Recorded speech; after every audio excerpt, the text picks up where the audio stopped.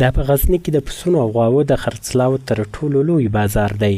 د دغه بازار کاروباریان وایي وروستیو ورښتونو له امله په دغه بازار کې کاروبار ښه شوی او په نرخونو کې هم د پام وړ زیاتوالی راغلی دی.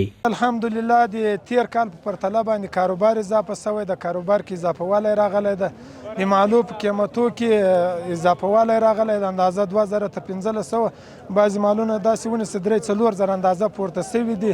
کال خو خلک ډېر خوشحاله دي، د بارندګي ډېره وسوه ماشاءالله الحمدلله. ټول خلک خوشحاله دي، بارندګي ته ډېر اطمینان وکړي چې مالداري ته ډېر زور ورکړي چې هر کس غواړي چې مالداري وکړي او مالداري وساتي.